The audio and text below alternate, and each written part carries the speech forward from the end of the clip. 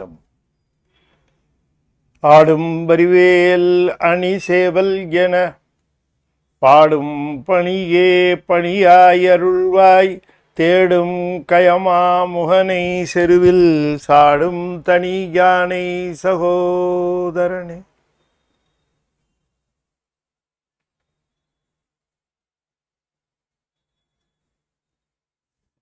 திருச்சிற்றம். திருநாவுக்கரசு வளர் திருத்தொன்னின் நெறிவாழ வரிஞான தவமுனிவர் வாகீசர் வாய்மித்திகள் பெருநாமச் சீர்பரவல் உருகின்றேன் பேருலகில் ஒரு நாவுக்கு உரை செய்ய ஒண்ணாமை உணராதேன். திருச்சிற்றம்பலம். தென்னாடுடைய சிவனே போற்றி, என் நாட்டவர்க்கும் இறைவா போற்றி, ஏகம்பத்துரை எந்தாய் போற்றி, பாகம் வெண்ணுரு ஆனாய் போற்றி, பராய்த்துறை மேவிய பரனே போற்றி, சிராப்பள்ளி மேவிய சிவனே போற்றி, அண்ணாமலையம் அண்ணா போற்றி, கண்ணார் அமுத கடலே போற்றி, காவாய் கனக திரளே போற்றி, கைலை மலையானே போற்றி போற்றி. வெற்றிவேல் முருகனுக்கு அரோகரா. திருச்சிற்றம்பலம்.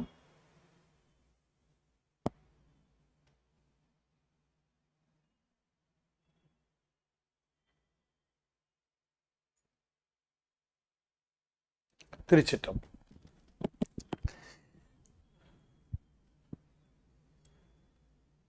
அண்ட சராசரங்களுக்கெல்லாம் அதிபதியாக விளங்கக்கூடிய முருகப்பெருமானுடைய ஒப்பற்ற பெருங்கருணையினாலே சென்னை ஐசிஎஃப் அருள்மிகு கமலவன சத்சங்கம் மிகச்சிறப்பாக ஆன்லைன் வகுப்புகளாக நடத்தி வருகின்ற அப்பர் சுவாமியுடைய தேவாரத்தை 4ஆம் திருமுறையிலே நாம் சிந்தித்து வருகின்ற பாங்கிலே இன்றைய தினம் திரு குறுக்கை வீரட்டம் என்கிற திருத்தலத்திலே பெருமான் அருளி செய்த தேவாரத்தை நாம் சிந்திப்பதற்கு திருவருள் கூட்டியிருக்கின்றது. இது திருநேரிசை பதிகம். ஒரு அற்புதமான பதிகம், சிறந்த பதிகம். எல்லா பதிகமும் சிறப்பு தான். ஆனால் இந்த பதிகம் நம்முடைய அந்த பெருமானுடைய பெருங்கருணையை விளக்கும், நமக்கு எளிதாக விளக்குவது இந்த திருப்பதிகம். பொதுவாகவே பெருமானுடைய ஒரு தன்மை என்ன என்று கேட்டால், அவர் முன்பாக நின்று கண்ணீர் பெருக்கி அன்போடு துதிக்கின்ற அடியார்களுடைய துன்பத்தை அவர் பொறுப்பதில்லை என்பது ஒரு அரிய ஒரு நிலை, ஒரு அற்புதமான நிலை. பெருமானிடம் நமக்கு இருக்கக்கூடிய பெருந்துன்பத்தை, நமக்கு இருக்கக்கூடிய, அதாவது நம்முடைய உள்ளத்திலே மிக பாரமாக, நம்முடைய உள்ளத்திலே மிக மிக துன்பம் தருவதாக இருக்கக்கூடிய அதற்கு பெருமானிடம் சென்று கண்ணீர் பெருக்கி அவருடைய திருவடிகளை பிடித்து கொண்டு அங்கே நிற்கிறவர்களுடைய குறைகளை அவர் நீக்குகிறார் என்பதில் எள்ளளவும் சந்தேகம். மற்றும் ஒரு கருத்து நீங்கள் பார்க்க வேண்டும். பெருமானால் இயலாததுன்னு ஏதும் கிடையாது. அவருடைய எல்லைக்கு அப்பாற்பட்டது என்பது ஏதும் கிடையாது. அவருடைய ஆளுகைக்கு அப்பாற்பட்டது என்பது ஏதும் கிடையாது. பிரபஞ்சமும் பிரபஞ்ச இயக்கமும் பிரபஞ்ச செயல்களும் அவருக்கு என்ன சொல்வது, எவ்வளவு எளிதானது என்று எண்ணி பார்க்கவே முடியாது. நமக்கு இந்த பிரபஞ்சம், இந்த சூரியன் சுழல்வது, சந்திரன் சுழல்வது, பூமி சுழல்வது, இதெல்லாம் ஒரு மிகப்பெரிய ஒரு அற்புத நிலையாக தெரிந்தாலும் அவரை பொறுத்த வரைக்கும் இந்த பிரபஞ்ச இயக்கங்கிறது ஒரு ஒரு சாதாரண ஒரு நிலை இயக்கம்தான் அவருக்கு. அவருடைய அந்த அதைத்தான் சொல்லுகிறார் திரு அண்ட பகுதியில் மணிவாசகர் சொல்லுகிற பொழுது கூட, இல் நுழை கதிரின் துகள் அனுப்புறைய அப்படிங்கிறார். அந்த அந்த பிரபஞ்சமே எப்படி இருக்கு, அந்த பிரபஞ்சம் இருக்கிற அண்டம் எப்படி இருக்கு அப்படின்னா துகள் போல இருக்கிறது என்று சொல்லுகிறார். ஆகையினால அவருக்கு இந்த பிரபஞ்சத்தில் இதை மாற்றுறது, அதை மாற்றுறது, அதை செய்கிறது, இதை செய்கிறது அப்படிங்கிறதெல்லாம் அவர் ஒரு மேட்ரே கிடையாது. அது ஒரு சமாச்சாரமும் கிடையாது. அவர் உயிர்களை சகலர்களை இங்கு பராமரிப்பது போலவே இங்கே சுத்தர்களையும் பராமரிக்கிறார். அவர்களும் இங்கே தான் இருக்கிறாங்க. இது படிநிலையில் போய் இருக்கக்கூடிய அந்த உயிர்கள் தான் அசுத்தமாயா பவனத்திலையும் சுத்தமாயா பவனத்திலையும் இருக்கிறார்கள். பல விஷயங்கள் யோசித்து பார்க்கிற பொழுது பல விஷயங்கள் சிவபெருமானுடைய அந்த கருணைக்கு சொல்ல முடியாத அளவிற்கு எடுத்துக்காட்டாக விளங்குகின்றன. உதாரணமாக ஒருவர் ஒன்றை பெற வேண்டும் என்று சொன்னால் சிவனிடமிருந்து அதை அவர் வரமாக பெறுகிற அந்த செயலை நாம் பல புராணங்கள் பல இதிலெல்லாம் பார்த்துடலாம். அதெல்லாம் ஒன்று பிரமனை வேண்டியும் அதை பெறுகிறத பார்க்கிறோம், திருமாலை வேண்டியும் பெறுகிறத பார்க்கிறோம், இந்த மாதிரியான வரங்களை பெறுகிறதெல்லாம் பார்க்கிறோம். ஆனால் பிறவாவரம் என்று சொல்லக்கூடிய ஒரு வரம் இருக்கிறது, அது பிரபஞ்ச சம்பந்தப்படாத ஒரு நிலை வேண்டும் என்று கேட்டால் அதை தருவதற்குரிய வல்லமை சிவபெருமான் ஒருவனுக்குத்தான் உண்டு. நீங்க பிரபஞ்ச சம்பந்தமான விஷயத்தை கேட்கறதுக்கு ஏதோ அந்த தெய்வம் அதை கொடுக்குது, இந்த தெய்வம், அது பிரபஞ்ச சம்பந்தமான. பிரபஞ்ச சம்பந்தம் இல்லாத விஷயத்தை கொடுக்கறதுக்கு கூட வேற எந்த தெய்வத்தாலும் முடியும், சிவத்தாலும் முடியும்.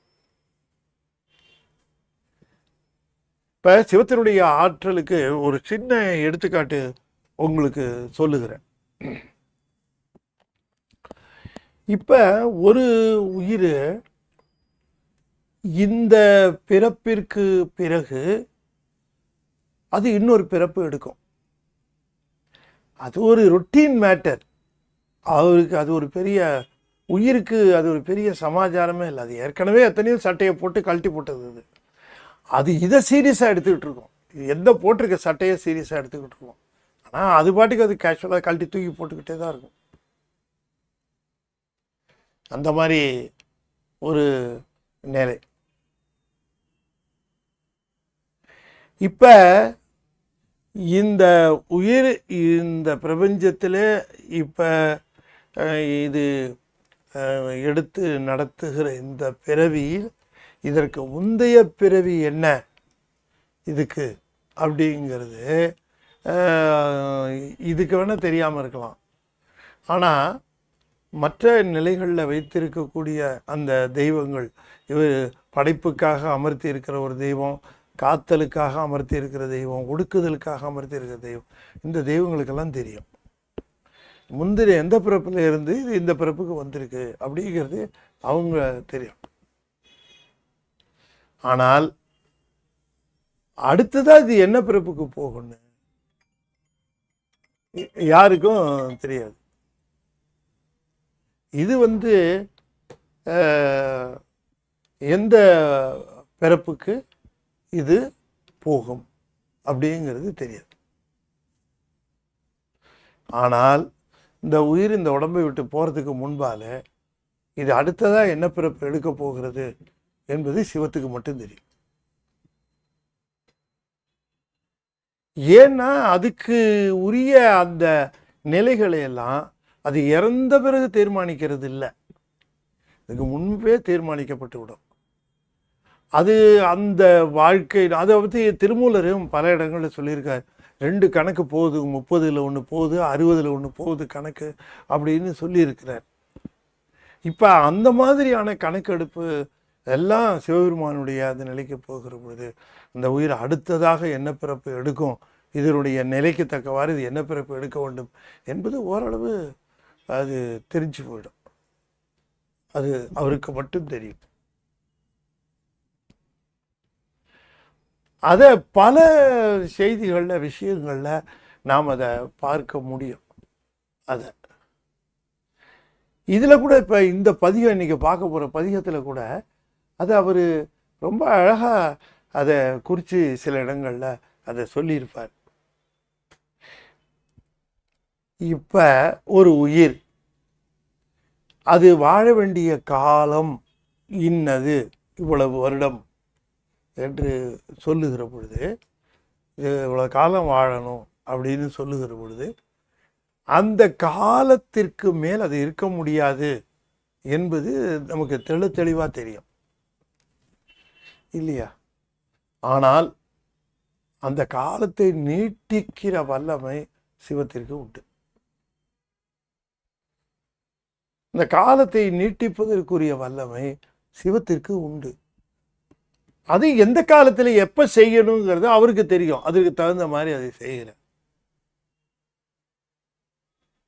அதை எப்படி செய்கிறார்? அது அவருக்கு தான் தெரிந்த ரகசியம்.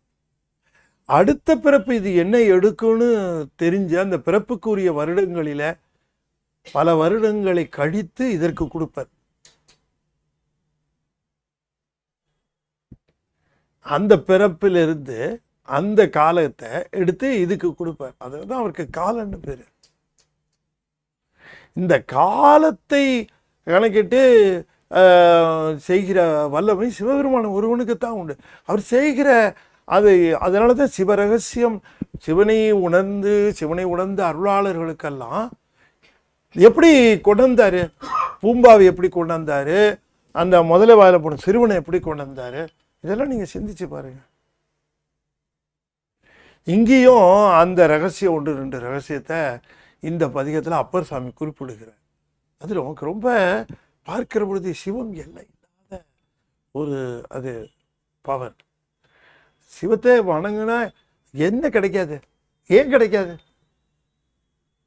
அந்த மாதிரியான ஒரு நிலை எங்கள் சிவம் அப்படின்னு அப்பர் சுவாமி இந்த குறுக்கை வீரட்டானத்துல ஒரு உதாரணத்துக்காக உங்களுக்கு சொல்றேன் ஐயா. யார் எப்படி எங்கள் சிவபெருமானிடம் என்ன மாதிரியான அருள் பெற்று இருக்கிறார்கள் அப்படிங்கிறத பாரு.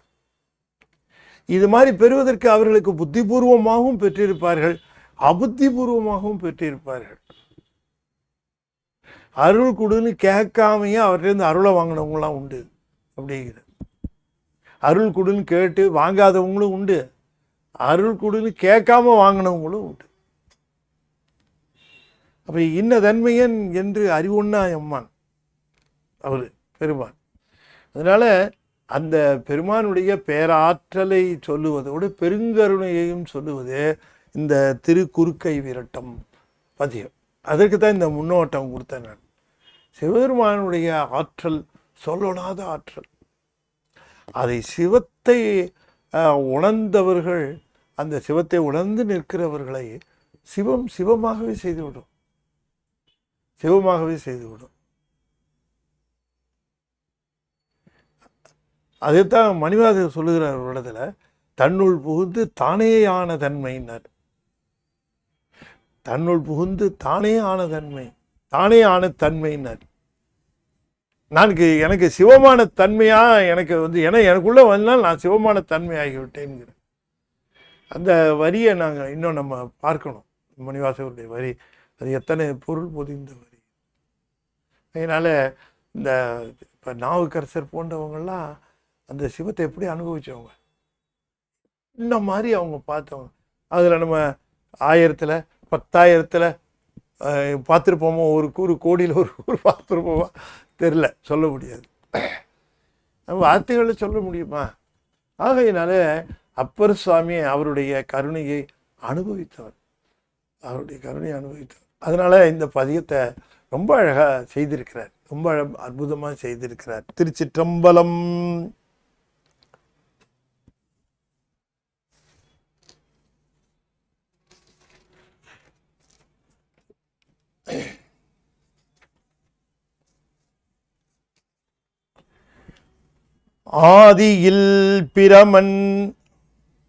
ஆதியில் பிரமனார்தாம் அச்சித்தார் அடியினைக்கு ஓதிய வேதனாவர் உணருமாறு உணரலுற்றார். சோதியுள் சுடராய் தோன்றி சொல்லினை இறந்தார் பல்பூ கோதி வண்டறையும் சோலை குறுக்கை வீரட்டனாரே. அவர் சொல்லினை இறந்தார்ன்ட்டார். சொல்லினை இறந்தார்னா சொற்களுக்கு அப்பாற்பட்டவர். சொல்லினை இறந்தார். சோதியுள் சுடராய் தோன்றி சொல்லினை இறந்தார். சோதியுள் சுடராய் தோன்றியவர் சொல்லினை இறந்தார் என்று சொல்லுகிற பொழுது, சோதியுள் சோதியாய் தோன்றியவர், அறிவுக்குள் அறிவாக தோன்றினார். அறிவுக்குள் அறிவாக தோன்றின உடனேயே இதுவரைக்கும் அவரை சொல்லிட்டு இருந்தவங்க நிறுத்திடுவாங்க. அவ்வளவுதான். அறிவுக்குள் அறிவாக தோன்றி அவர் நிற்பதை அனுபவித்தவர்களுக்கு சொல்லு எப்படி வரும்? சொல்லு வராது. இப்ப சொல்லை கொண்டு சொல்லுவதெல்லாம் அந்த சோதியுள் சுடராய் தோன்றி நிற்கின்ற சொல்லினை இறந்த மணிவாசகர் சொல்றார்ல, நள்ளிருளில் நட்டம் பயின்றாடும் நாதனே. அதுக்கு முன்னாடி சொல்லற்கு அறியானை சொல்லி திருவடிக்கு, நள்ளிருளில் நட்டம் பயின்றாடும் நாதனை, தில்லையுள் கூத்தனை, தென்பாண்டி நாட்டானை, அல்லல் விரவி அறுப்பானே ஓ என்று சொல்லற்கரியானை சொல்லி திருவடி கீழ் சொல்லிய பாட்டு. சொல்லற்கரியான் சொல்லிறந்தான், சொல்லினை இறந்தான் அப்படின்னு அவர். அதனால அவருக்கு வழிபாடு சொல்லிறந்து செய்கிற வழிபாடு ரொம்ப சிறப்பு. சொல்லிறந்து செய்கிற வழிபாடு. அதனால தான் இந்த வழிபாட்டிலும் அவர் இந்த அகப்பூசையை அந்தரியாகம், அந்த பூசையை சிறப்பாக சொல்லுவதும், அதிகம் தாண்டி போய் செய்கிற அறிவுக்கு அறிவாக செய்கிற பூசையும் சிவபெருமானுக்கே அவர். வேற எந்த கடவுளுங்க அப்படி நினைக்க முடியும்? அறிவுக்கு அறிவா நிக்கிறவனை தான் அறிவுக்கு அறிவா அங்க அடுத்துக்கே போகாதவங்கள அங்க வச்சு கும்பிட்டு என்ன வேற எந்த கடவுளுக்கு அது பொருந்தியே வராது இல்லையா? சில பேர் என்ன பண்றாங்க, சின்ன குழந்தை அது 2 வயசு 1.5 வயசு தத்தைக்காமத்து, அதுக்கு போட்டு பார்க்கணுன்ட்டு தாத்தா சட்டையை தூக்கி மாட்டி விட்டோன்னா அது ஃபுல்லாக உள்ளவே போடும். சில பசங்க சில பேர் தாத்தா சட்டை எடுத்து போட்டு இப்படி கை இது போல நிலையில இருக்கும், இப்படி வேடிக்கைக்காக போடுது. அது மாதிரி சில தெய்வங்களுக்கு சிவபெருமானுக்கு சொல்கிற இலக்கணத்தை எல்லாம் சொல்லி பார்த்தா அது ஃபிட்டாகவே ஆகாது. இது லொடலோட சிவபெருமான் சொல்கிற மாதிரியே எங்கே சாமியை சொல்கிறோன்ட்டு எல்லாம் சாமியை சொல்லிட்டு இருப்போம். சிலர் அரலுசுங்க, எதுக்கு சிவபெருமானை சொல்கிறோம்? ஏன் சிவபெருமானுடைய அந்த பரத்துவம் என்ன? இது நீ சொல்லு, உன் கடவுளுக்கு அந்த பரத்துவத்தை சொல்லு, உன் கடவுளுக்கு பரத்துவம் சொல்லு. நான் ஒரு பேர் சொல்ல மாட்டேங்கிறேன் பரத்துவம். திரும்ப திரும்ப பாம்பு படுக்கையில் அங்கே பார்க்கடலில் படுத்திருக்கிறதான் சொல்கிறானே தவிர அதுக்கு மேலே போக முடியல. அதுக்கு மேலே அவராலையும் போக முடியாது. அதனால அங்கே தான் சொல்லி நிறுத்தணும். வேற என்ன பண்ணுறது? வேற எங்கே சொல்கிறது? வைகம் தான் அதுதானே, அவ்வளோதான். அது நம்ம துவேஷமே கிடையாது, உண்மை. நம்ம யாரையும் துவேஷமா பேசுறது எது, what is what, real is real. சிவபெருமானுடைய அந்த தன்மையை சொல்லினை இறந்தான்.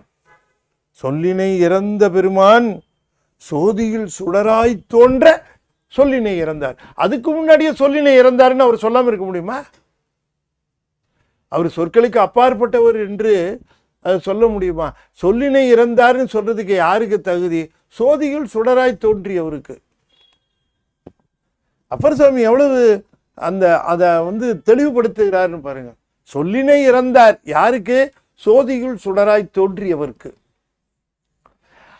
அவரு நாம காணும்படியாக பல்பூ கோதி வண்டு அறையும், பல பூக்களை மேய்கிறது இந்த வண்டுகள். அப்படி பல பூக்களை மேய்ந்து அலைகிற அந்த வண்டுகள் ஒலிபெருக்கி கொண்டு இருக்கக்கூடிய அறையும் ஒலிபெருக்கி கொண்டு இருக்கக்கூடிய சோலை சூழ்ந்த பல பூக்களை கோதி வண்டு அறையும். அறையும்னா என்ன அர்த்தம்? அறையும்னா ஒலி பெருக்கும், ஒலியை பெருக்கும், ஒலியை கூட்டும். சொல்லினை இறந்தவரை இந்த ஒலி பெருக்கிற வண்டுகளால் சொல்ல முடியுமா? அது மாதிரிதான் பல்பூ கோதின்னாரு. பல மலர்களிலே திரிகிற வண்டுகள் போல பல தெய்வங்களை வழிபடுகிறவர்கள் எழுப்புகிற ஒலிகளினாலே சிவபெருமானை அறிய முடியாது. அவர் தான் குறுக்கை விரட்டனார். அங்க இருக்கிற குறுக்கை விரட்டனார். சோதியுள் சுடராய் தோன்றி சொல்லினை இறந்தார் பல்பூ கோதி வண்டறையும் சோலை. சொல்லினை இறந்தார்ன்ட்டு பல்பூ கோதி வண்டு அறையும்னார். அறைதல்னா சொல்லுதல்னு அர்த்தம். நம்ம தமிழ்ல இப்ப அறைதல், அறைந்தான், சொன்னான்னு அர்த்தம். இந்த இடத்துல வண்டு அறையும் என்று சொல்லுவது வண்டுகள் ஒலிக்கும்னு போட்டிருக்கலாம், ஆனா அறையும்னே போட்டார். ஏன்னா அவங்களெல்லாம் இந்த பல் சமயம் பற்றி பின்பற்றுகிறவர்கள், பல தெய்வ வழிபாடு உடையவர்களை எல்லாம் வண்டுகள். மலருக்கு மலர் தாவும். இது 10 நாள் பலன் தருதுன்னா அங்க, இது ஒரு வாரத்துல பலன் தருதுன்னா அங்க, இது 48 நாள் விரதம் இருக்கிறது அது அங்க. சிவபெருமானுக்கு 365 நாள் 24/7 அவர் நினைப்பா இருக்கணும் விரதம். அதுதான் விரதம். அதை விட்டு நான் ஒரு 48 நாள் இருக்கிறேன், ஒரு 7 நாள் இருக்கிறேன், ஒரு 6 நாள், அதெல்லாம் இல்லை.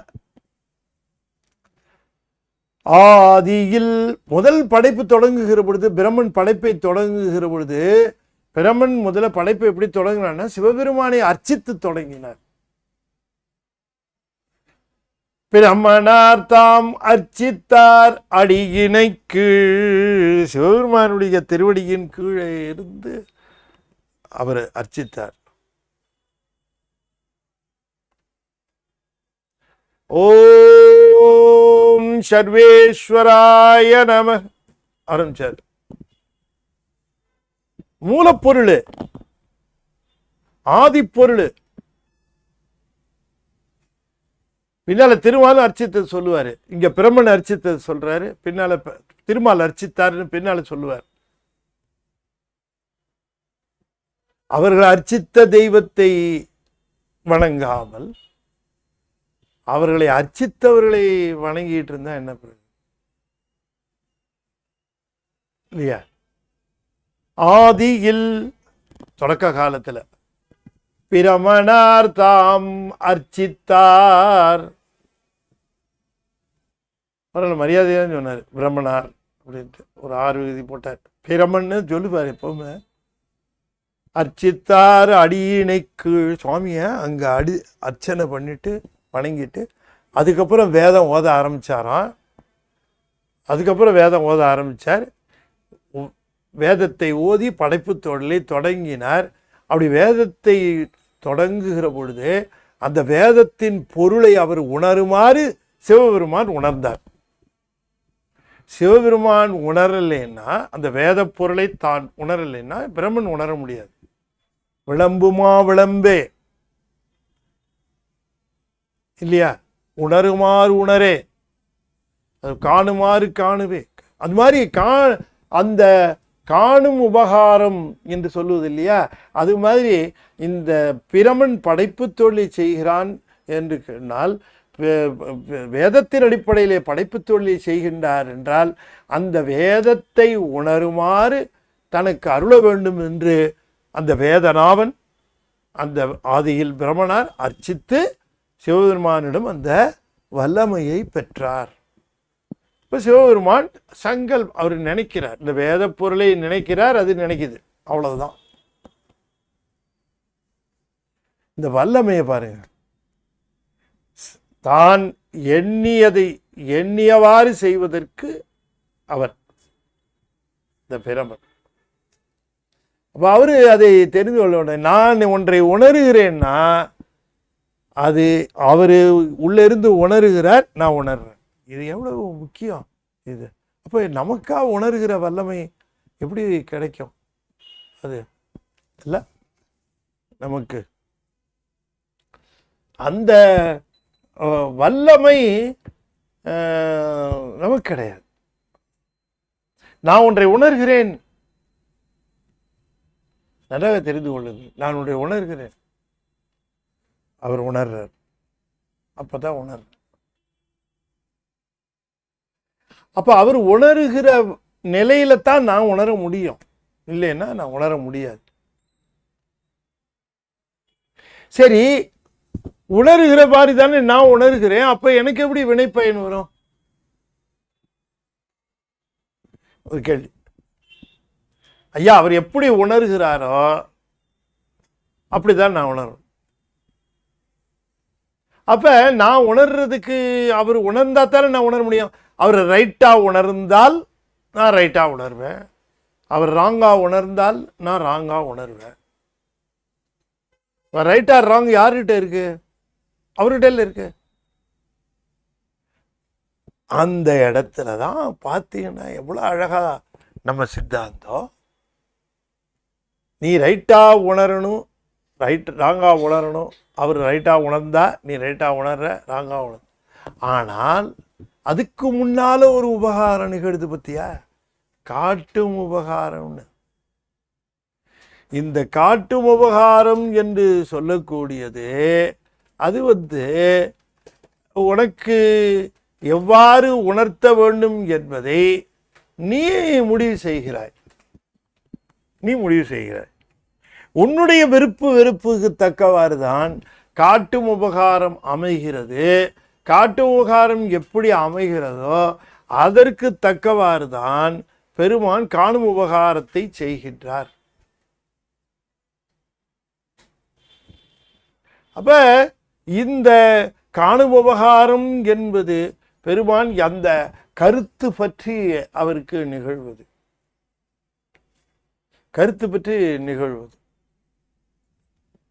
ஆகையினாலேதான் பிரமனார் அர்ச்சித்தார் அடியினைக்கு அவர் உடனே உணருமாறு அதை உணர்கிறார். உணருமாறு உணரலுற்றார். ஆதியில் பிரமணார்தாம் அர்ச்சித்தார் அடியினைக்கு ஓதிய வேதனாவர் உணருமாறு உணரலுற்றார். இத சொல்லுகிறார். எவ்வளோ ஆழம் பாருங்க இந்த பாட்டோட விளக்கம். நான் இதோட நிறுத்திக்கிறேன், இதுக்கு மேலே போனால் எனக்கு டைம் போயிடும். இந்த மீதி 9 பாடல் பார்த்தாகணும் நமக்கு. நீற்றினை நிறைய பூசி நித்தலும் நியமம் செய்து ஆற்று நீர் பூரித்து ஆட்டும் அந்தனாரை கொல்வான் சாற்று நாள் அற்றது என்று தருமராசற்காய் வந்த கூற்றினை குமைப்பர் போலும் குறுக்கை வீரட்டனாரே.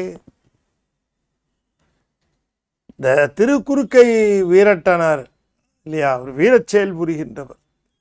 வீரட்டனார் விரட்டான தலங்கள்ல குறுக்கை வீரட்டம். நீற்றினை நிறைய பூசி மார்க்கெட்டே அந்த சிறுவன் 16 வயசு பவுடர் பூசுறதுல நம்ம பசங்க ரொம்ப ஆர்வம். அது என்ன பண்ணிச்சா, திருநீர் எடுத்து பூசிக்குமா, நிறைய பூசுமா. அப்படி இப்படி எடுத்து இப்படி வச்சுட்டு நிறைய எடுத்து அப்படியே பூசணும். பூசுறதுக்கு வாய்ப்பு கிடைச்சிருக்க, இந்த பிறவி வந்துருச்சே, இந்த பிறவியில் திருநீர் பூசலான்னு லைசன்ஸு மித்தவங்க பூச முடியுமா? நமக்கு பூசுறதுக்கு லைசன்ஸ் கொடுத்துருக்காரு, நமக்கு அந்த லைசன்ஸ். அதை பூசுறது நிறைய பூசு.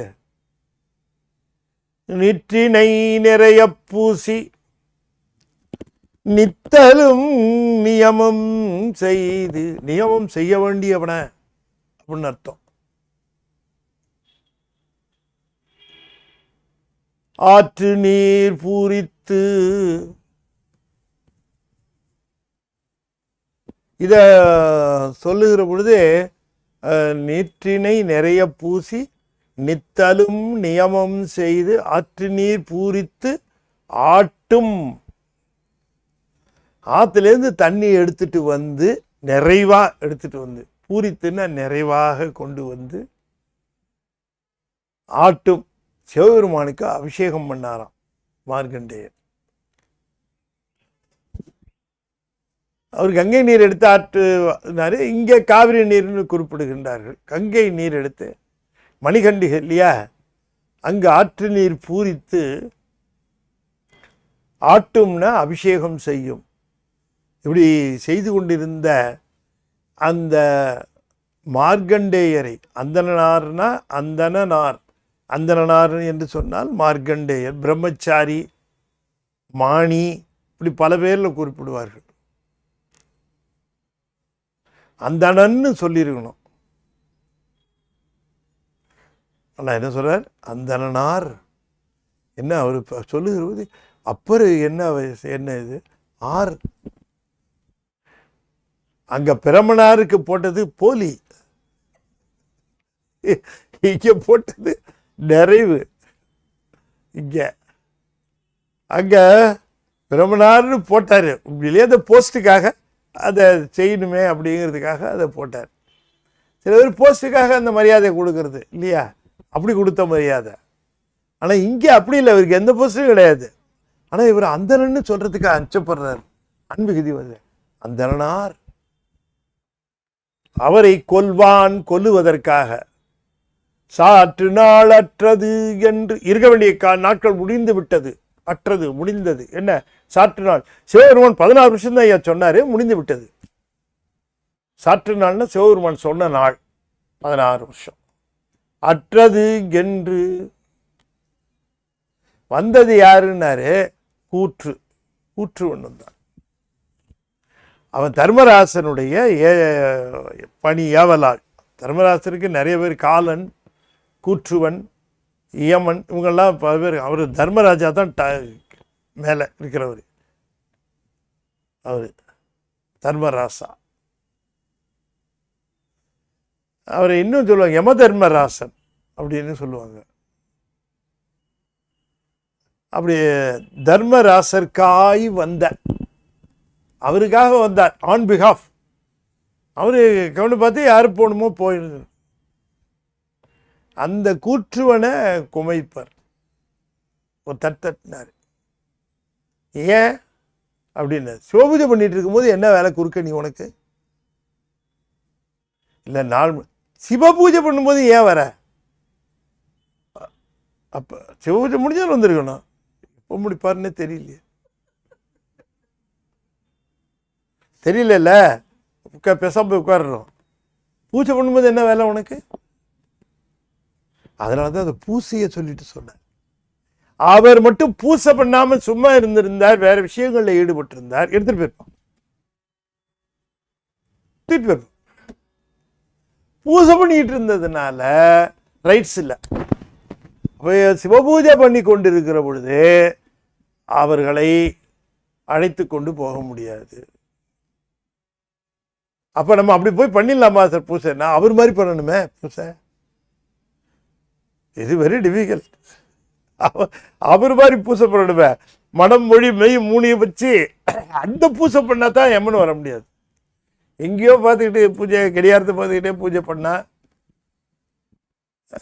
அது பேர் பூசையா?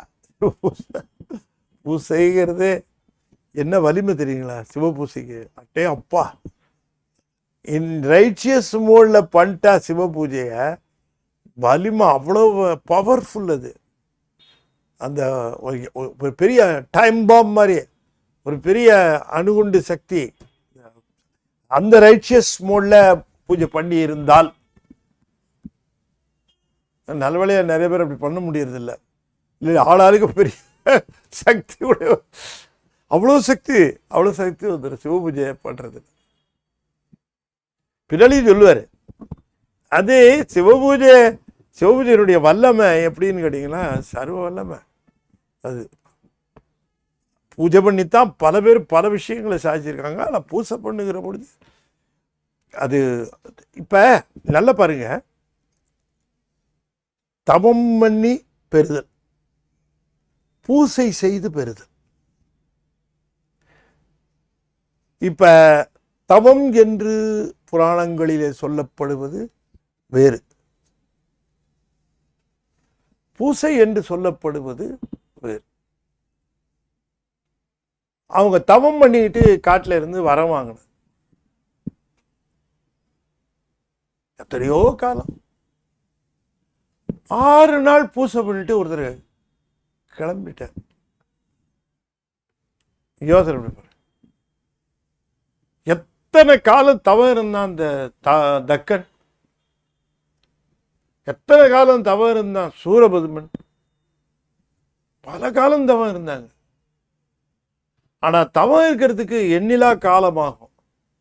ஆனா பூசை கொஞ்சம் விரைந்து அந்த பலனை தரும். அப்போ சிவபூசைங்கிறத மட்டும் நான் திரும்ப திரும்ப அந்த ஆங்கிலத்தில் சொன்ன ரச்சியஸ் மோடுன்னு, அதாவது உரிய முறையில் அப்படின்னு அர்த்தம். உரிய முறையில் சிவபூசை பண்ணுகிறவரை வெற்றி கொள்ளவே முடியாது. Impossible to win over. அவ்வளவு சக்தி அந்த பூசைக்கு, சிவபூசைக்கு. அது நீங்க அந்த பூசையினுடைய பலனை வெயிட்டைத்தான் திரும்ப திரும்ப சொல்லுகிறார். 4-5 பாட்டில் அதைத்தான் சொல்லுகிறார். இன்னும் சொல்ல போனா முதல் பாட்டில இருந்து பிரம்மன் பூஜை பண்ணுது, அடுத்தது மார்க்கண்டேயர் பூஜை பண்ணுது, அப்புறம் யானை பூஜை பண்ணுது, அப்புறம் சண்டிகேஸ்வரர் பூஜை பண்ணுது, இதைத்தான் சொல்றாரு. அப்ப எதையும் சிவபூஜையினால சாதிக்கலாம், எதையும் சிவபூஜையால சாதிக்கலாம். ஆனா சிவபூஜையை சாதிக்கிறது கஷ்டம்.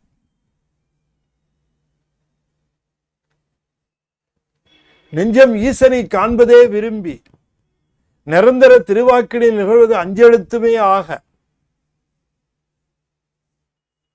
ஆளுடைய அம்மை செம்மலர் கரங்கள் குவித்து தஞ்சமாகி அருந்தவம் புரியனர் அம்பாள். அப்பதான் அந்த சிவலிங்கம் தோடிச்சு அந்த தவத்துல.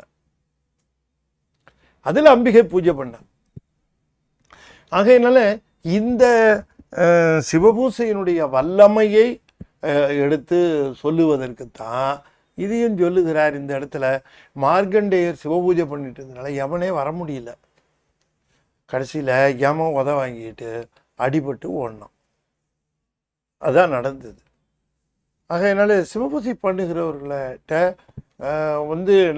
நாமளும் கொஞ்சம் பக்குவமாக ஜாக்கிரதையாக இருக்கும். சிவபூஜை பண்ணுகிறோம் அவர்களுக்கு சிவபூஜா துறந்தரர்கள் என்றே பெயர். தன்னை இழந்து, எல்லாவற்றையும் இழந்து, தன்னுடைய சுயநலத்தை இழந்து, வேறு எந்த பற்றுகளும் இல்லாமல் சிவனை மட்டுமே பற்றி கொண்டு அவர்கள் செய்கிற சிவபூஜை ரொம்ப மிகப்பெரிய வலிமையுடையது. அதைத்தான் இந்த 2ஆவது பாட்டில் சொன்னார். 3ஆவது பாட்டிலையும் சொல்லுகிறார். தழைத்ததோர் அத்தியின் கீழ் தாபர மணலால் கூப்பி.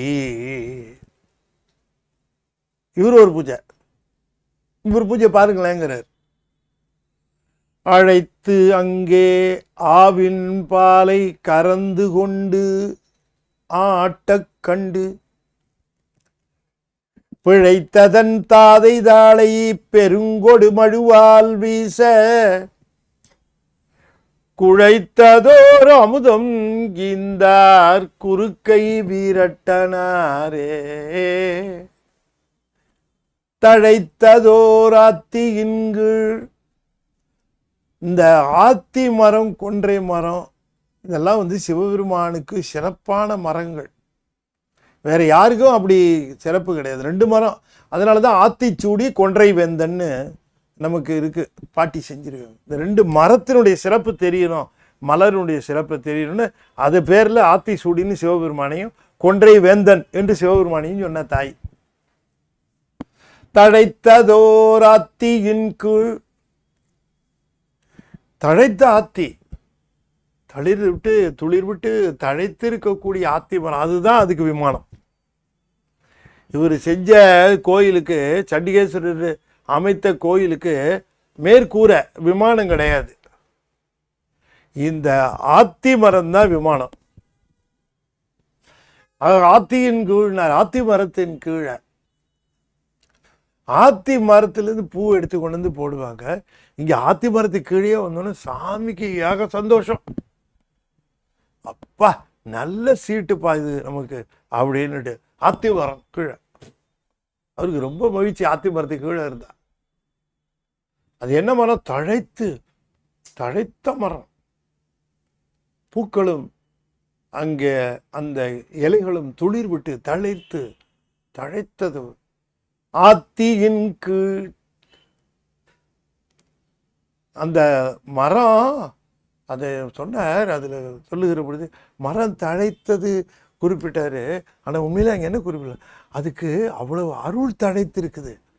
அத்தனை மரம் இருக்கும்போது அதுக்கு பாக்கியம் கிடைச்சுதான் இந்த சிவபெருமான் வந்து உட்கார்றதுக்கு, இல்லையா? வேற யாருக்கு கிடைக்கும்? அதனால அருள் தழைத்ததோர் ஆத்தி, அருள் தழைத்ததோர் ஆத்தி.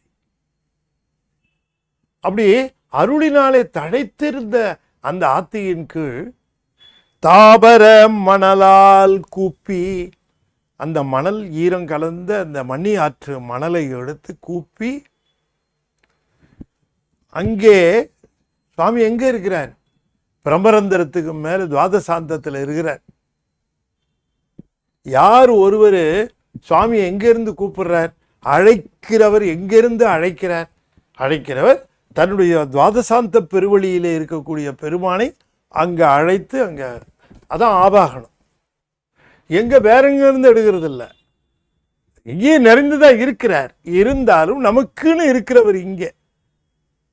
அப்ப நாம வந்து ஆன்மநாயகரை வழிபாடு செய்கிற பொழுது ஆவாகனம் செய்தல் என்பது துவாதசாந்த பெருவழியில இருக்கக்கூடிய பெருமானை அங்கே ஆவாகனம் அழைத்து, அதான் ஆவாகனம். அது ஒரு வார்த்தையில போட்டார், அழைத்துன்னுட்டார். அழைத்துனா ஆவாகனம் பண்ணி, மணல்ல கூப்பி அப்படியே பூஜை பண்ணலாம், ஆவாகனம் பண்ணணும். மணலால் கூப்பி அழைத்து அங்கே ஆவின் பாலை கறந்து கொண்டுன்னா இவர் போய் கறந்தார்னு பொருள் இல்லை.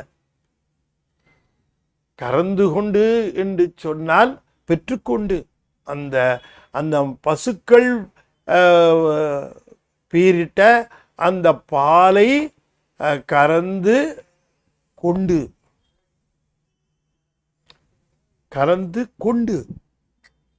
அதை எடுத்துக்கொண்டு, அதை கொள்ளுவது கொடுத்தால், பெறுவது கொடுத்தால். வேறுபாடு இருக்கு இல்லையா? கொண்டு என்று சொன்னால் கொடுத்தால் பெறுவது. கொண்டுன்னா அவரு அதை எடுத்துக்கொண்டு வந்தார், அதை பெற்றுக்கொண்டு வந்தார் அப்படின்னு கொண்டு என்று சொல்லுகிற பொழுது, அதை கொண்டு என்று சொல்லுவது கொடுக்க பெற்று எடுக்க. அப்போ அந்த பசுக்கள் கொடுத்தது, அது கரெக்டா இவர் கொண்டு வந்தார், விருப்பத்தோடு கொண்டு வந்தார். கொண்டு வந்த பொழுதே பாலை மட்டும் கொண்டு வரல, விருப்பத்தையும் கொண்டு வந்து ஆட்ட அபிஷேகம் பண்ண. கண்டு யாரு? எச்சதத்தை கண்டு வெகுண்டு. இப்போ கொண்டுங்கிறதுல இருக்கக்கூடிய விருப்பமும் கண்டுன்னு இருக்கக்கூடியதுல இருக்கக்கூடிய ஒரு தன்மையும், கண்டு பிழைத்த, அவ்வளவுதான்.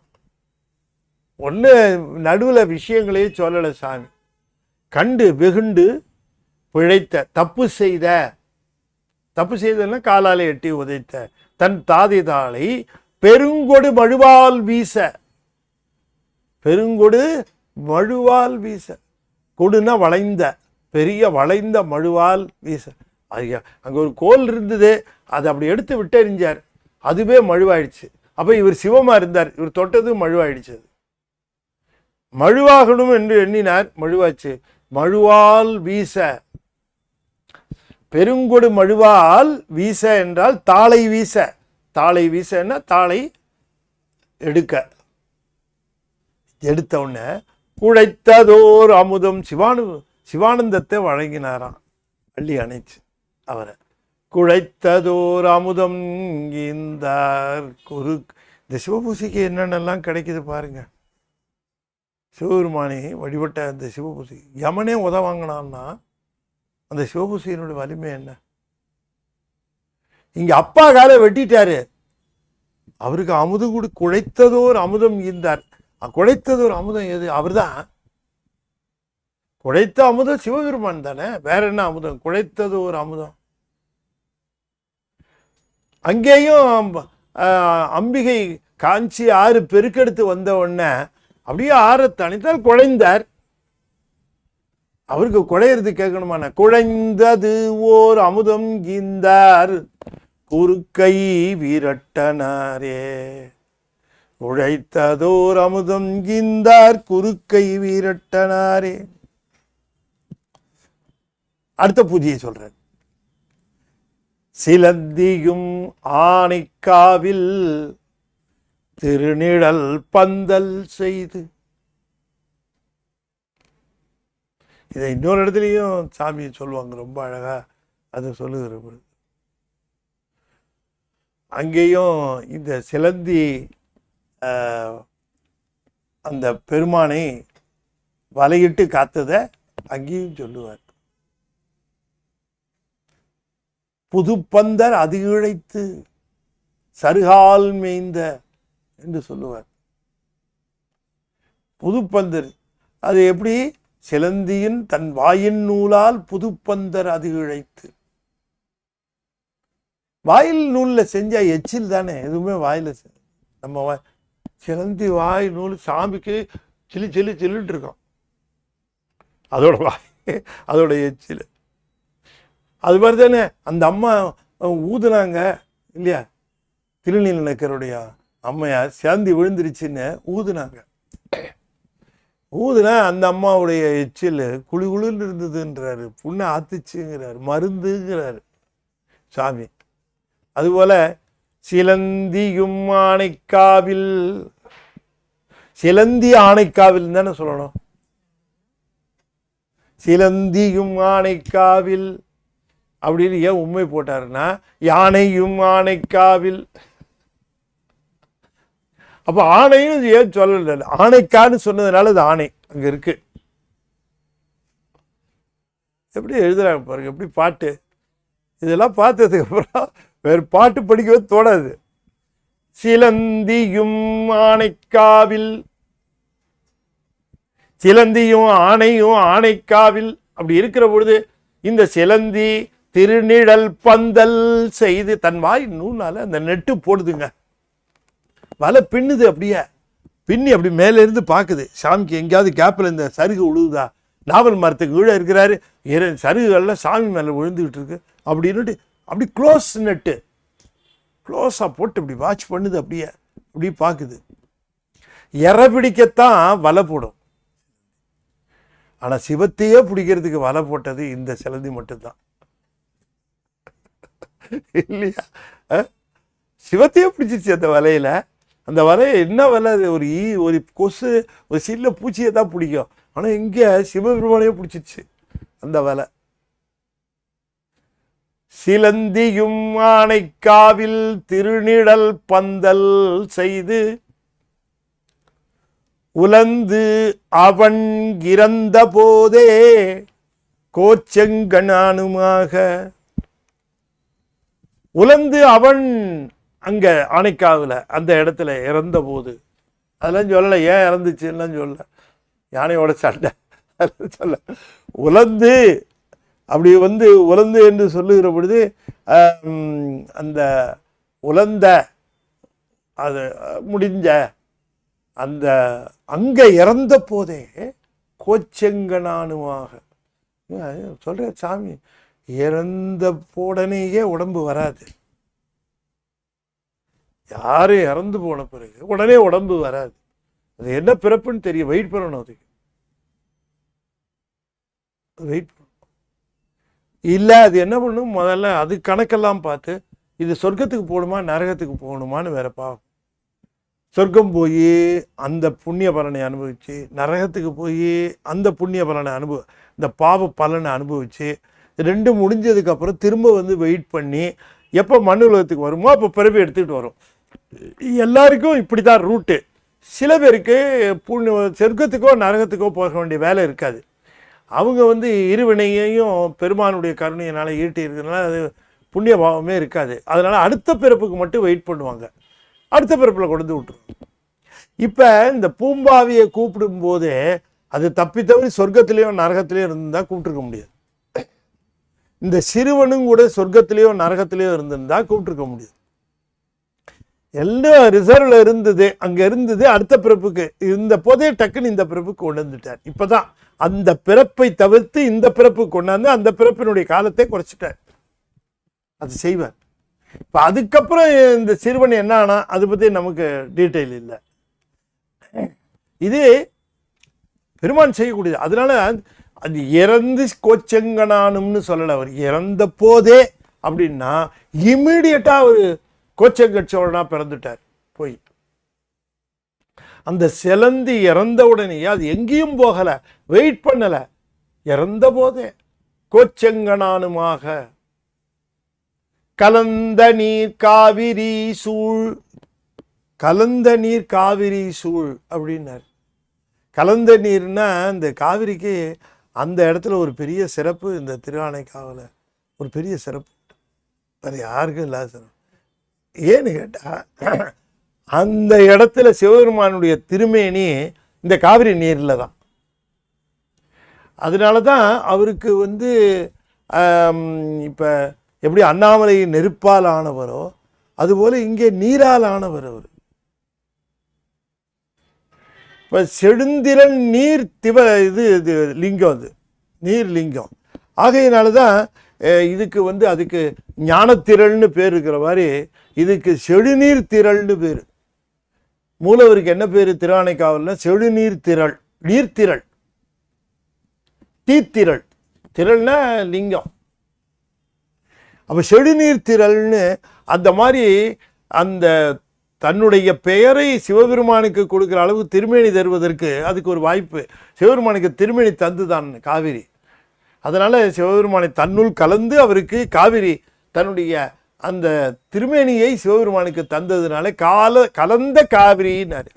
கலந்த நீர் காவிரி, அப்படிப்பட்ட சிறப்புடைய காவிரி. காவிரிக்கு கலந்த நீர்னார். நீர்த்திரளாய் சிவபெருமானுக்கு மேனி தந்த, அவரோடு கலந்து மேனி தந்த காவிரி. சூழ் சோனாட்டு சோழர் தங்கள் குலந்தனில் பிறப்பித்து, அப்போதே இறந்த போதே குலந்தனில், சோழர் தங்கள் குலந்தனில் பிறப்பித்திட்டார். சோழர் குலத்தில் பிறக்கிறது எவ்வளவு பெரிய ஒரு விஷயம் பாருங்க. அப்படிப்பட்ட அந்த பிறப்பு சிறப்பு சோழர். ஏன்னா அவங்க சிவனை தவிர வேற எவரையும் வழிபட்டவங்க இல்லை. அதனால அந்த சோழர் தங்கள் குலந்தனில் பிறப்பித்திட்டார் குறுக்கை வீரட்டனாரே என்று சொல்லுகிற பொழுது இறந்த போதே பிறந்ததுனால தாம் முந்தைய பிறப்புல யாருன்னு நல்லாவே தெரியுமா அதுக்கு. அதுபோல அந்த நினைப்பை அங்கிருந்து இங்க வந்ததுனால இந்த பிறப்புல யாரு என்னவா இருந்தோம். அதனாலதான் அந்த அந்த யானை புகா வாசப்படியில கோயிலை கட்டினார் அவர். இறந்த போதே கோச்செங்கனானுமாக கலந்த நீர் காவிரி சூழ் சோநாட்டு சோழர் தங்கள் குலந்தனில் பிறப்பித்திட்டார் குறுக்கை வீரட்டனாரே. சிவஜனுடைய அடுத்த சிறப்பு சொல்லுகிறார். முதல்ல பிரம்மனை சொல்லிட்டார்ல, இப்ப திருமாலை சொல்லுகிறார். ஏருடன் 7 அடர்த்தான் எண்ணி 1000 பூ கொண்டு ஆருடை சடையினானை அர்ச்சித்தான் அடியினைக்கு வேறுமோர் பூக்குறைய மெய்மலர் கண்ணை இண்ட குறுமோர் ஆழி இந்தார் குறுக்கை வீரட்டனாரே. ஏருடன் 7 அடர்த்தான் எண்ணி, ஏருடன் 7 அடர்த்தான். பாகவதத்தில் ஒரு கதை இருக்கு. 7 ரிஷபங்களை அவர் ஒரு சேர அடித்தாராம் நப்பிண்ணை முதலிய அந்த மகளிர்க்காக மனங்குறிக்க அவர் அந்த 7 ரிஷபங்களை சார் பாகவதத்தில். அதனால அவர் அப்படி குறிப்பிடுகிறார். ஏருடன்கோழு அடர்த்தான் கண்ணன். அவர் என்ன பண்ணார், திருமால் கண்ணன் சிவபெருமானை பூஜை செய்தார். 1000 மலர்களை கொண்டு பூஜை செய்தார். எடுத்துட்டு வரும்போது எண்ணி தான் எடுத்துட்டு வந்தாராம். எண்ணி 1000 பூன்னார் பாருங்க. அப்புறம் என்ன டெக்னிக்கலா போறது. அதுல இன்னும் ஒரு சிறப்பு என்ன, எண்ணினாரு எதை அடைய வேண்டும் என்று எண்ணி சக்கரத்தை வாங்கணும்ட்டு. 7 அடர்த்தான் எண்ணி சக்கரத்தை எப்படியாவது சாமிகிட்டேருந்து பெற்றுவிட வேண்டும் என்று எண்ணி 1000 மலர்களை எண்ணி 1000 மலரை எண்ணி கொண்டு வந்தார். கரெக்டாக கவுண்ட்டு சரியாக இருக்குன்னு பார்த்து 1000 மலரை எடுத்து கொண்டு வந்தார். ஆனால் 6 சடையினானை அர்ச்சித்தான் அடியினை கீழ். அங்கே ஆதியில் பிரம்மனார் தாம் அர்ச்சித்தார்னார், இங்கே அடியினை கீழ் அர்ச்சித்தார். 6 சடையினானை அர்ச்சித்தார். கங்கையை சடையிலே சூடிய பெருமானை இருக்கிறாரே, அந்த சடையில் இருக்கிற பெருமானை அர்ச்சித்தார். அடியினை கீழ் அர்ச்சித்தார். இது ரொம்ப முக்கியம். அடியினை கீழ்னார். அடியினை கீழ், அடியினை அர்ச்சித்தார், அடியை அர்ச்சித்தார் இல்ல, எல்லாத்திலையும் சொல்லுகிறார் பாருங்க. அடி இணை கீழ். அப்ப லெவல் கீழே, லெவல் கீழேன்னு முதல்ல அந்த தாழ்வு இருக்க வேண்டும். பெருமானை அர்ச்சிக்கிற பொழுது அந்த நிமிர்தலே இருக்கக்கூடாது, குழைதல் இருக்கணும். குழைதல் பணிதல், இந்த குழைவு நிற்கணும். அதனால தான் அது கீழ்னு சொன்ன, அடியினை கீழ் என்று சொல்லுகிற பொழுது குழைவை காட்டுகிறது, பணிவை காட்டுகிறது. அந்த பணிவும் குழைவும் மிக அவசியம். அப்படி இல்லைன்னா ஆபத்து. அர்ச்சித்தான் அடியினை கீழ். என்ன ஆச்சுன்னாரு, வேறுமோர் பூக்குறைய. ஒரு பூக்குறையன்னு தானே சொல்லணும். வேறுமோர் பூக்குறைய, வேறுமோர் பூக்குறையன்னாரு. வேறுமோர் பூக்குறையன்னா அவர் எண்ணிதான் எடுத்துட்டு வந்தார். எப்படியோ வேறு என்ன ஆச்சுன்னு தெரியல, ஒரு பூ குறைஞ்சது. வேறு என்னவோ நடந்தது வேறுன்னாரு. என்ன நடந்தது தெரியல, எண்ணிக்கையில் தப்பு வரத்துக்கு வாய்ப்பு இல்லை. அவர் எண்ணி தான் எடுத்துட்டு இருந்தார்னு அவருக்கு சாதகமாக தான் சொல்றாரு. வேறு என்னவோ நடந்திருக்கு. என்ன நடந்துச்சு நமக்கு தெரியும், அதை அவர் சொல்லலை. என்ன நடந்துச்சுன்னு சொல்லலை. இவர் ஒரு பூ லவ்டீஸ் அடித்தார் அப்படியெல்லாம் சொல்லலை. வேறு என்னவோ நடந்ததுங்க. ஒரு பூ குறைய இவர் என்ன பண்ணார், மெய் மலர், உண்மையான மலராது. ஏன்னா அன்பால் எடுத்தார்ல. இது வரைக்கும் அப்போ போட்ட மலர்லாம் என்ன, இது வரைக்கும் போட்ட மலர்லாம் தள்ளி விடு. இப்போ இது மெய்மலர். ஒரு 2 பொருள் அதுக்கு. இந்த மெய்மலருங்கிறது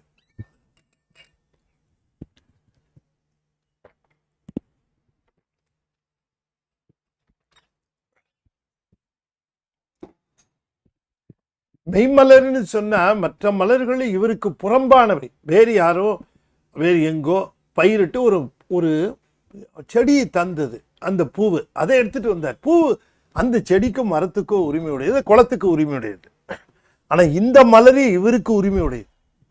அதனால இதுதான் உரிமை உடையதை கொடுத்தார். அதனால மெய்மலர். மற்ற மலர்கள் எல்லாம் அங்கிருந்து பறிச்சு வந்தது, இது இந்த உடம்புல இருந்து எடுத்தது, மெய்யிலிருந்து எடுத்தது. அதனால மெய்மலர். மெய்மலர் கண்ணை, மெய் மலர் கண்ணை, மலர்கண்ணன் அவன். கண்ணனே கண்ணு தாமரை போன்றது, கண்ணை உடையவன். அதனால மெய்மலர் கண்ணை ஈண்ட. ஈண்ட என்று சொன்னால் பெருமானுக்கு அர்ப்பணிக்க, கொடுக்க. ஈண்ட. ஈண்டு கனகம் இசையப்பெறாது அப்படின்னாரு. ஈண்டு அப்படின்னா நெருங்கியன்னு அர்த்தம். ஈண்டுதல் அந்த இடத்துல. அப்போ கண்ணை ஈண்டன்னு சொன்னா அந்த கண்ணை ஈண்டதுனால நெருங்கிட்டாராம் சிவத்துக்கிட்ட. சிவத்துக்கிட்ட நெருங்கிட்டார். நெருங்கின உடனே கூறுமோர், எதை நினச்சி வந்திருக்கிற அதானே நீ நினச்சி வந்ததை, கூறுமோர் கேட்டதை. கூறுமோர்னா கண்ணனாக இருந்த பெருமான் தனக்கு என்ன வேண்டும் என்று கேட்ட அந்த கூறிய ஓர் ஆழி, ஒப்பற்ற ஒரு ஆழி ஈந்தார் குறுக்கை வீரட்டனாரே. கண்ணை ஈண்ட கூறுமோர் ஆழி ஈந்தார் குறுக்கை வீரட்டனாரே. என்ன அந்த சிவசையனுடைய சிறப்பை எப்படி அனுபவிச்சு சொல்றாரு நம்முடைய சாமி. நீங்களாம் பண்ண வேண்டாமா அப்படின்னு நம்மளை கேட்கறது மாதிரி சொல்றார். ரொம்ப அற்புதமாக சொல்றார். ஒவ்வொன்றும் ஒரு விதம், அந்த விதத்தில் சொல்லுகிறார். நாம் இன்றைய தினம் இந்த 5 பாடல்களையும் நாம் சிந்தித்தோம். இது மீதி 5 பாடல்களை சிந்திக்கிறதுக்கான நேரம் போதலை. நாம் அதுக்குள்ளே 1 மணி நேரம் ஆகிவிட்டது. ஆகையினாலே அடுத்த வகுப்பில் அநேகமாக திங்கட்கிழமை 25ஆம் தேதி அன்று மாலை வழக்கம் போல் சோமவாரத்தில் இருக்கும் இல்லையா, அதில் நாம் இந்த மீதம் இருக்க பகுதியையும் சிந்திப்போம் என்று சொல்லி, அன்பர்களே, நம்முடைய ஞானத்திரள் சார்பாக சைவ சித்தாந்த வகுப்பு நிகழ இருக்கிறது. ஸ்ரீ உமாபதி சிவாச்சாரியார் அருளி செய்த நூல்கள், அற்புதமான 5 நூல்களை, அவற்றை நாம் சிந்திச்சுட்டு, இப்போ சிவஞான போதம், சிவஞான சித்தியார், சிவ பிரகாசம், இதையெல்லாம் சிந்திச்சப்புறம் இதை சிந்திச்சுட்டு திரும்ப இதை சிந்திச்ச அப்புறம் அதை சிந்திச்சா நல்ல தெளிவு கிட்டும். ஆகையினாலே இந்த 5 நூல்களையும் ஒரு வருட கோர்ஸாக ஒவ்வொரு மாதமும் 2வது 3வது ஞாயிற்றுக்கிழமைகளில் காலை 10லேருந்து 12 வகுப்பு எடுக்கிறோம். அடியன் தான் வகுப்பு எடுக்கிறேன். நீங்கள் இதில் பதிவு செய்து கொள்ளலாம். அதில் எண் கொடுத்துருக்குறோம். அதே போல் நாம் மிக மகிழ்ச்சியான ஒரு செய்தி, திருநாவுக்கரசு நாயனாருடைய படக்கதை வெளியாகிறது.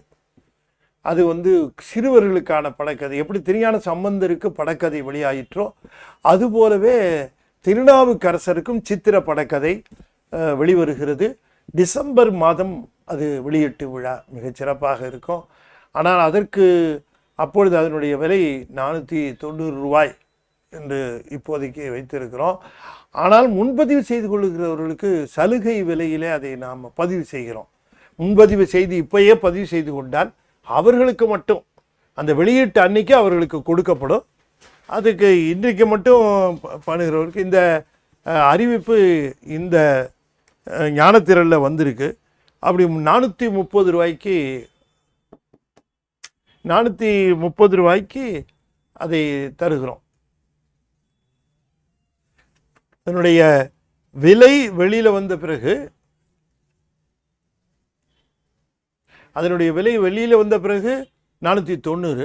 நீங்கள் முன்பதிவு செய்துக்கிட்டீங்கன்னா உங்களுக்கு மட்டும் 430 ரூபாய் அந்த புத்தகம் நீங்கள் பெற்றுக்கொள்ளுங்கள். நாவுக்கரசருடைய வரலாறு அற்புதமான படங்களால் அவருடைய வரலாறு முழுக்க சிறுவர்களுக்கு தெரியும்.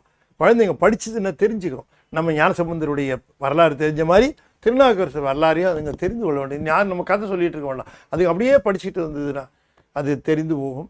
அதில் ஒரு சிறப்பு என்னென்னா திருஞான சம்பந்தரும் வருவார். அதில் அப்படி ஒரு சிறப்பு அற்புதமாக இருக்கிறது.